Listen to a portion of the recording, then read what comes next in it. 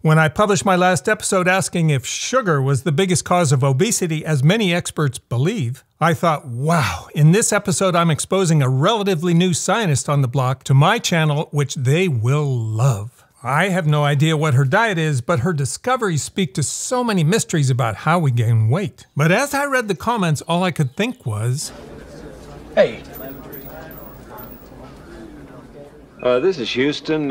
Say again, please. Houston, we have a problem. No mention of her or her discoveries.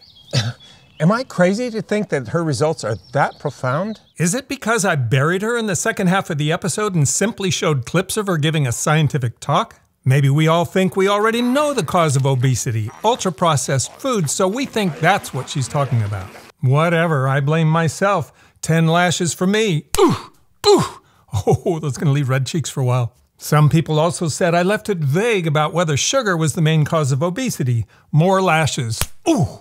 I had promised my next episode would be on Kevin Hall's landmark study comparing the two extremes of fat consumption, keto and low-fat vegan. But given my last episode fail, I'll try to fix that first, right now. I'll proceed in 3 parts. First, what are Tera Fazzino's discoveries that I think are so profound? 2, why do I think they reveal so much?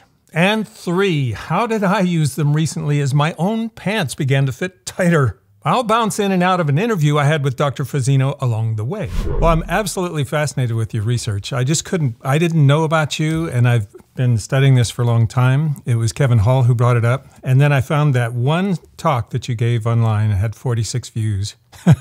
My first question is, how in the world did you come up with this scheme? People always just use descriptive terms like fast food or fried food or sweets or desserts. We did a systematic search of the literature and pulled out all of the foods from various studies that people had identified as being difficult to stop eating, entered all of the food into some nutrition software, and then were able to come up with some quantitative thresholds that appeared to be common across various types of foods. So the shocking thing to me, and I guess to most people when they see it, is we think of packaged sugary foods. The broadest category that represented the most foods was what you call FSOD. I needed my memory trick, so I call it fat salt overdose.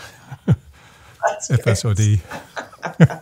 Nice. But anyway, that was 70% of the foods, and they're not the foods that I expected to see in there. Yeah, it was amazing. It was a pretty large shock to us too that the vast majority of the hyper-palatable foods were actually those comprised of foods with elevated fat and sodium. And in an email to me, you called these foods the heavy hitters.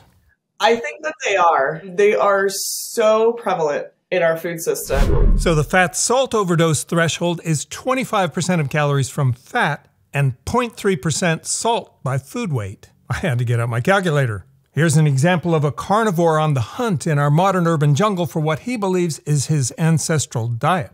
Sandwiches, McDonald's, what can I get for you? I need 7 quarter-pounder patties, just stacked up in a container. You can either eat these with the cute little fork they give you, or you can eat them like a true carnivore. Here's the thing. A quarter-pound patty from McDonald's is 61% fat and 0.5% sodium, way over both thresholds. The wild meat that hunter-gatherers eat has 1/4 that amount of fat. Here's venison. It's only 14% fat, not hyper-palatable. Tera is the lead author of a recent paper in Nature observing how much we eat depends on whether the food is hyper-palatable, it's energy-dense, and whether we scarf it down fast. McDonald's patties score the hat trick on those 3 criteria. So can you describe how these foods have changed over time? You studied the progression over 30 years, and that was stunning. Certainly. In terms of the overall prevalence, we found that hyper-palatable foods increased 20 percentage points over the past 30 years. Even in '88, 49% of available foods in our food system were hyper-palatable. So that means in 2018, it was 69%. The same food item in 2001 was over 2 times more likely to be hyper-palatable than the same food item in '88. And then likewise, the same food item in 2018 was over 4 times as likely to be hyperpalatable relative to the same food item in 88. The vast majority of that increase was accounted for by increases in fat and sodium hyperpalatable foods, which is really surprising to us. Shocking. Yeah. So when you use this number of 4 over 30 years, the grain-based foods and the meat-based foods, egg and dairy-based foods, they were much higher than 4 times, right? Yes. Okay, I'm sorry. I'm following your question now. Yes, we also found that there were types of foods were much more likely to be reformulated to be hyperpalatable over time. So yes, the grain-based foods, I think there were also quite a bit of meats. The estimates were like double digits in terms of the likelihood that they were reformulated. Yeah, amazing. Like factor of 16 or something like that. It's like, whew. Those results were in a paper she published in 2022 where she said, notably, the same grain foods were 30 times more likely to be hyperpalatable in 2001 compared to 1988. And they were 53 times more likely to be hyperpalatable in 2018 compared to the same food in 1988. I can see where Doritos would be more likely to be considered 53 times more hyperpalatable now compared to the boring chips they used to be, aided by the rise of the multi-billion-dollar chemical flavoring industry. Daddy, can you play Princess Fast and Furious with me? Sweetheart, I'd love to, but the guys, they're outside waiting for me. We got Doritos. Steve, what is the holdup? But I think meat has stealthed its way onto the list by breeding and feeding, with us not realizing it has become an industrialized food not available in nature. Not even close to anything our ancestors were ever exposed to. Meat is now 35 times more likely to be hyperpalatable than it was 30 years ago. At Iowa State's McNay Research Farm near Sheridan, Iowa, in 1996, Foundation Angus heifers were selected for marbling, or intramuscular fat. Ultrasound at the start gave way to expected progeny differences, or EPDs, from the American Angus Association. And then over a period of time, it still was a selection for intramuscular fat, but using mostly the marbling EPD from the Angus breed. Just to put it in perspective, the quality of this herd in the last couple of years, they've averaged about 57% prime. They run virtually 100% choice, 97, 98% choice. That's kind of where, if you select for marbling for 20 years, that's where you can be. I love history, and this reminds me of a speech Brigham Young gave when he was president of the Mormons at their General Conference in 1868. A thorough reformation is needed in regard to our eating and drinking. Beef, fed upon our mountain grasses, is as healthy a food as we need at present. Beef, so fattened, is as good as wild meat and is quite different in its nature from stall-fed meat. But we can eat fish. Fish is as healthy a food as we can eat, if we accept vegetables and fruit, and with them will become a very wholesome diet. That may sound prophetic, but I love food history books, and I can say that at least around Mediterranean countries, that was conventional wisdom for thousands of years. But you say, I buy grass-fed beef. The thing is, cattle producers are under the same pressure to produce marbled beef, even if it is under the grass-fed label. Marbled beef is consistently rated higher eating quality than non-marbled beef. It's usually produced by grain-feeding cattle in beef feedlots. But at Mount Linton Station, Kerry Lewis and his team are producing high-quality marbled beef efficiently off grass and winter crops, with Angus genetics selected for intramuscular fat, or IMF. We've always been a performance-recorded herd. Fats were very important to our breeding system at Mount Linton. The people that we were getting our genetics from are light years ahead of us in terms of IMF, intramuscular fat and marbling. We've got a huge amount of faith in Breed Plan, which is the genetic engine that makes the decisions for us so much easier. We've got an AI program. Looking at the other foods that have become dramatically more hyperpalatable over the last 30 years, dairy and eggs are high on the list, sweets not so much, beans and nuts even less, and fruit hardly at all, even though we've bred them to be sweeter. We still perceive beef to be high protein, but compared to most fish, it's not even close. Even most tofu gets 44% of calories from protein, while McDonald's patties are 30-something%. And choice cuts of marbled beef can be 20-something%. We haven't figured out how to breed and feed fish to cross the threshold into hyperpalatability except to batter fry them. Part 2. So why do I think this is so profound?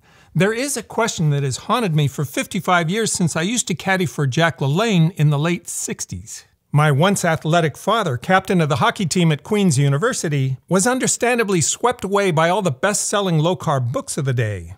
There was Dr. Stillman's low-carb weight loss book in 1967, which had already sold 4 million copies by the time this one was printed. Dr. Carlton Fredericks was a huge radio star and president of the New York Nutrition Society when he published his popular 1965 low-carbohydrate diet book.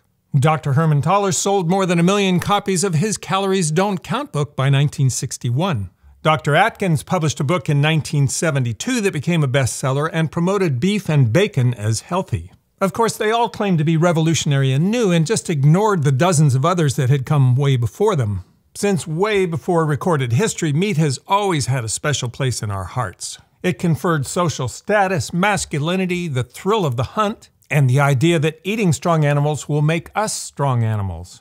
In one ear, I had Mr. LaLanne, as I called him in the day, telling me, "Chris, if it came from a cow or a pig, don't eat it. I want you to eat 10 vegetables and 5 fruits every day, and if it was made in a factory by man, don't eat it." In my other ear, I had my father saying, "Mr. LaLanne may have popularized jumping jacks, but these 4 authors are doctors and they know things." Good point. This is the very copy of a book my overweight grandparents had on their shelf in the 20s, How to Live and Eat for Health. I inherited it from my father, and reading it, I can hear my father's voice and better appreciate his beliefs. Starch foods. Eat only 1 a meal, once a day. That includes things like Irish potatoes, sweet potatoes, pumpkin, and squash. Do you advise eating bananas? Bananas are raw starch, and raw starches may cause serious indigestion and fermentation in many cases. And human nature never changes. This chapter heading reminds me so much of Dr. Lustig's book. The guesswork of medicine is rendered ridiculous, unnecessary, and is here supplanted by sanitology, the tried and proven. Dr. Clark is just saying what so many diet book doctors have said throughout the ages. Mainstream doctors don't know. I know, and I wrote this book for you to end your confusion. That sentiment is right on the cover of Dr. Lustig's book. But my father became overweight like Dr. Atkins did, developed gout and high blood pressure, and died of a heart attack at 70. Meanwhile, Jack LaLanne swam a mile towing 70 boats with 70 people in them, in handcuffs with his ankles shackled when he was 70. None of those doctors made it out of their 70s, but Jack was active until he was 96. Very confusing. I found out later that Jack was good friends with many nutrition scientists like Dr. John Westerdahl, who appeared on his show. So ironically, Jack was the one following the science. I wish Dad had known that. My science degrees informed me those were anecdotes, so I tried to forget them. But my advisor in grad school was one of the greatest scientists of his generation, and he told us to look for the data point that doesn't fit. And the data point that has never fit for me is, why are low-carb diets, which almost always mean high-meat diets, so effective in the short term for weight loss? But in the age of large population studies and big data, no one has been able to show that they work for the long term in either health or weight loss. Except for anecdotes, there are always anecdotes and exceptions. We have data for millions of people around the world now, from Mediterranean to traditional Asian, pescatarian, vegetarian, vegan, low-carb, and hunter-gatherers. The last place on Earth I'd expect to see a significant population of people with an average BMI of 23 over the last 20 years would be in North America. But here we are with a study of almost 100,000 North Americans over 20 years, 70% white, 30% black, not generally privileged, who share the same religious practices, no smoking or drinking, but somewhat different plant-dominant diets. The ones who eat meat only do it in this community a couple times a week. But their BMIs are 28 and change, and it steps all the way down to 23 and change for the 10,000 vegans in the study. Whenever I show Adventist data, I always wonder if people are thinking, oh, they're doing that for religious reasons. That could never become popular in the real world. What they don't know is Jack was raised Adventist, and some of the scientists that he hung out with, like John Westerdahl, the past president of the Adventist Nutrition Association, got their PhDs in nutrition from Loma Linda School of Health and Adventist University. Jack's message and the Adventist health message have like a 95% overlap. One question I will always have is, why wasn't my father swayed by the most prominent nutrition scientist of the day, who was also a best-selling author? The Mediterranean diet Ansel Keys promoted also had extremely high overlap with Jack's message. Maybe it was the extremely effective misinformation campaign the beef industry has waged against science for 115 years. I'll never know. My hypothesis is the primary driver of obesity is hyper-palatable food.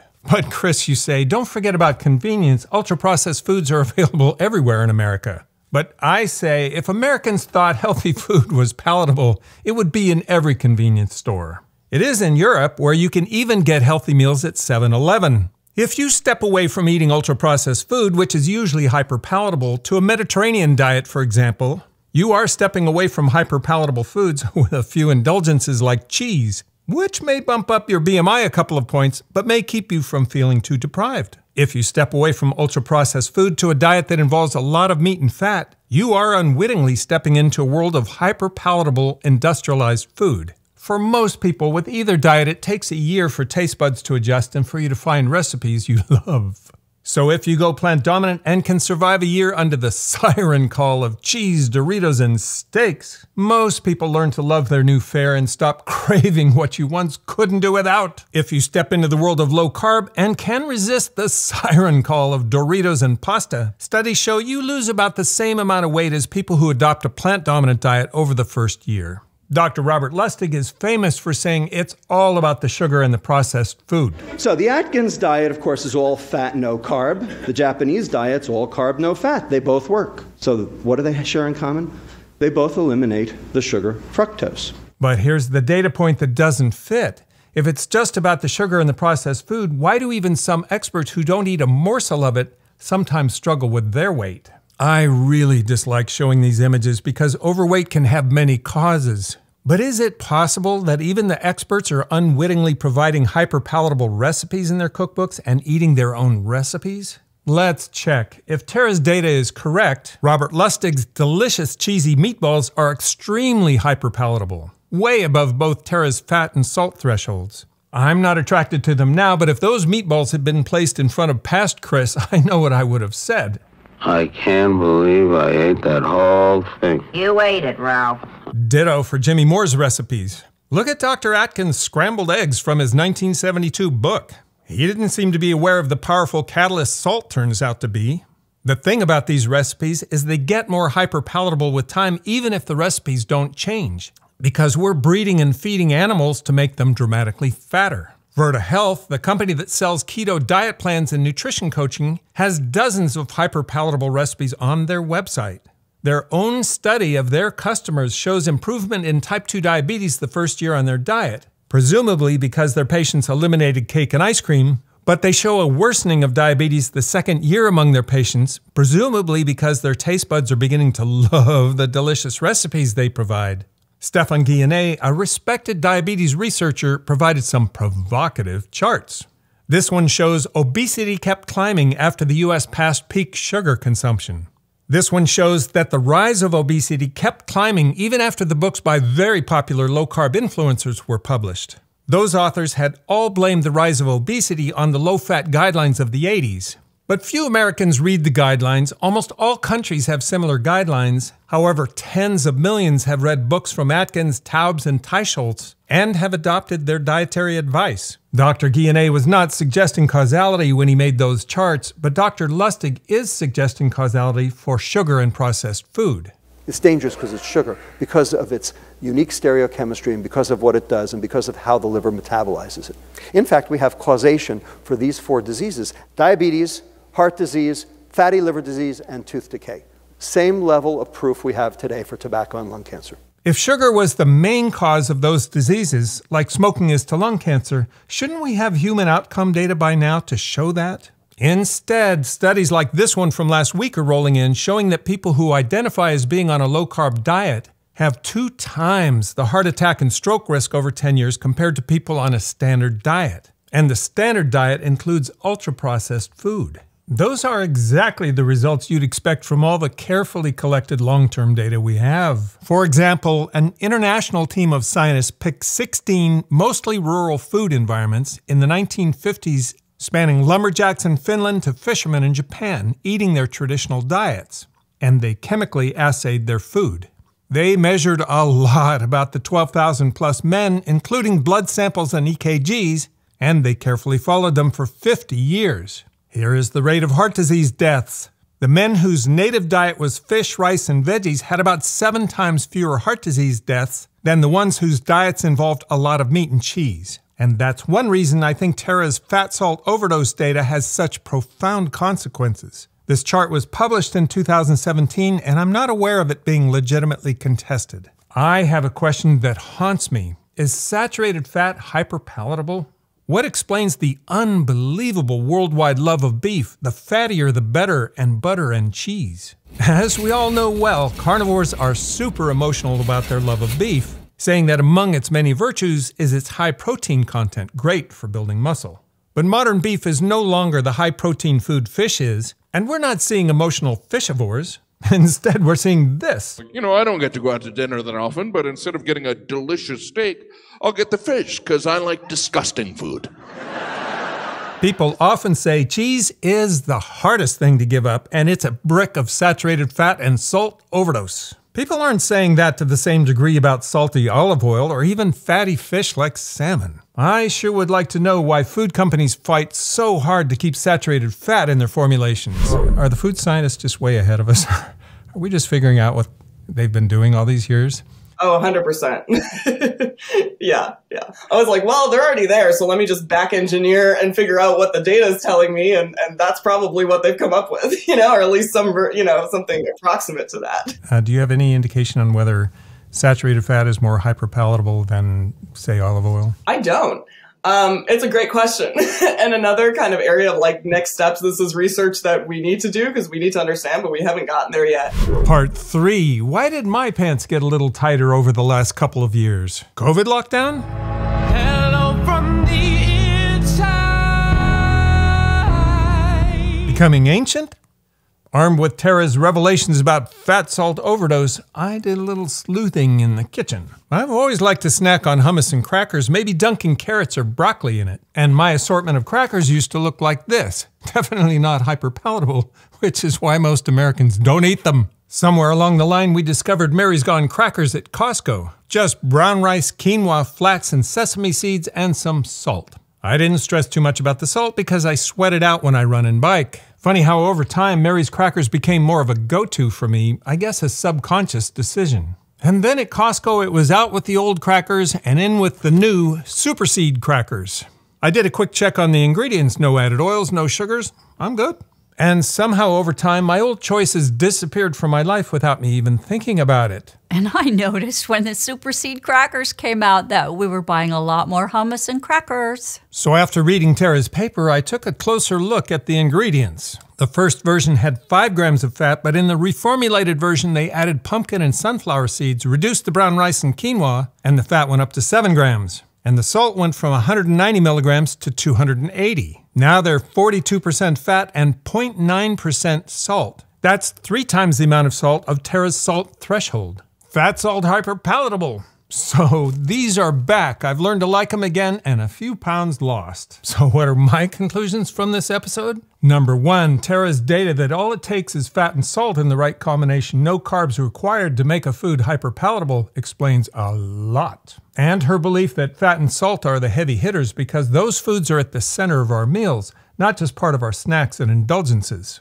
And they have stealthed their way into big-time hyperpalatability over the past few decades without us taking too much notice. Like if you make an omelet at home and you use all ingredients that are what could be considered otherwise fresh ingredients, some vegetables, cheese, put them all together, add salt, that omelet could very well end up being fat and sodium hyperpalatable, but would not be considered ultra-processed. Number 2, beef has become an industrialized food humans have never been exposed to, much like ultra-processed foods became. Number 3, beware the booming American nutritional book market that offers advice so contradictory you just want to bury your sorrow in a bag of double-stuffed Oreos. If a book is all about doctors and scientists being incompetent, that should be a yellow flag. I've read a lot of those books over the years, and I've never known one to age well. If a book is full of biochemistry no one completely understands like Dr. Lustig's, instead of human outcome data like Dr. Willett's, that should be a yellow flag. And if their books are making all your food dreams come true with energy-dense, hyperpalatable foods, maybe that should be a red flag. And number 4, for sure sugar is a factor. I just think it became like the squirrel in the movie Up. He made me this collar so that I may talk. Squirrel! Which distracted us all, and it may not even be half the problem. For those of you who made it this far, whether you like my episodes or really dislike them, like Darkfield Carnivore, shout out to you. I really like all your comments. I think about them, and they do shape future episodes, so thanks.